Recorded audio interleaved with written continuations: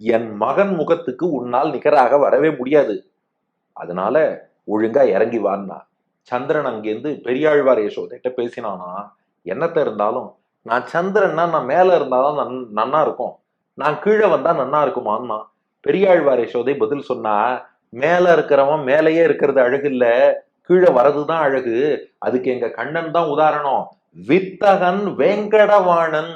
வித்தகன் என்றால் வியப்புக்குரியவன் அர்த்தம். கண்ணபிரான் இருக்கானே, வித்தகன், ஆச்சரியமானவன், அதிசயமே அசந்து போகும்படி இருப்பவன், வியப்பாய வியப்பில்லா மெய்ஞான வேதியன், வித்தகன், வியந்து பார்க்கும்படி இருப்பவன். அப்படி வியக்கும்படி என்ன பண்ணான்னா வேங்கட வாணன். அதாவது வாணன் அப்படின்னா வாழ் நன் என்று பிரித்து கொள்ள வேண்டும். வாழ்னா வாழ்பவன் அர்த்தம். வாழ்நன் அப்படின்னா அங்கே வாழ்ந்திருப்பவன். எங்கே? வேங்கடவாணன், திருவேங்கடம் என்னும் மலையிலே வாழ்பவன். நினைச்சு பாரு, பகவான் இதே கண்ணபிரான் நான் வைகுண்டத்துலதான் இருப்பேன், நான் மேலே இருப்பவன், கீழே இறங்கி விட வேண்டிய அவசியமே இல்லைன்னு சொல்லி வைகுண்டத்திலேயே இருந்துட்டான்னா, திருமலையில உள்ள ஒரு சாமானிய வேடுவர்களும் அங்கே உள்ள குரங்குகளும் யானைகளும் மயில்களும் பெருமாளை சேவிக்க முடியுமா?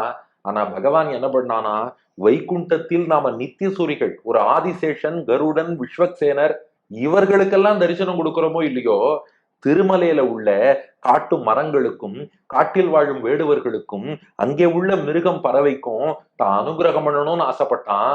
அதனாலதான் வேங்கட வாணன், திருவேங்கடத்தில் வாழ வேண்டும், அந்த 7 மலைக்கு மேல் வசிக்க வேண்டும் என்று மலையப்பனாக இறங்கி வந்தான்.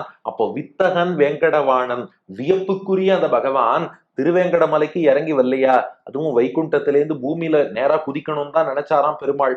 ஆனா பூமியில் குதிப்பதற்கு முன்னாடி ஒரு ஒசரமான இடத்துல நின்னு எந்தெந்த இடமெல்லாம் நன்னா இருக்கு, எங்கெங்கெல்லாம் கோயில் கொள்ளலாம்னு யோசிச்சாராம். அதுக்குத்தான் வசதியா வைகுண்டத்திலேருந்து முதல்ல திருமலையில குதிச்சுட்டாராம். ஏன்னா அங்கேருந்து குதிக்கிறதுக்கும் கொஞ்சம் வசதியா இருக்கும் இல்லையா. திருமலையில குதிச்சுட்டு அங்கேருந்து அண்ணாந்து எட்டி பார்த்தாராம், வேற எங்கெங்கெல்லாம் கோவில் கொள்ளலாம். அப்புறம் வெவ்வேறு க்ஷேத்திரங்களை எல்லாம் தேர்ந்தெடுத்து திருமலையில் இருந்து மற்ற இடங்களில் கோவில் கொண்டான்னு. இது ஒரு ரசானுபவம், ஒரு இனிமையான அனுபவத்துக்காக பெரியோர்கள் சொல்வார்கள். ஆக மொத்தம் மேலேந்து கீழே இறங்கி வருதுங்கிறது தாழ்ச்சி இல்லப்பா, பெருமைதான். அப்போ வைகுண்டத்துல இருந்து ஒருத்தன் திருமலை வரைக்கும் வரும்போது சந்திர மண்டலத்திலேருந்து நீ கீழே வந்தா என்ன அப்படின்னு கூப்பிட்டாலாம் பெரியாழ்வார் யசோதை.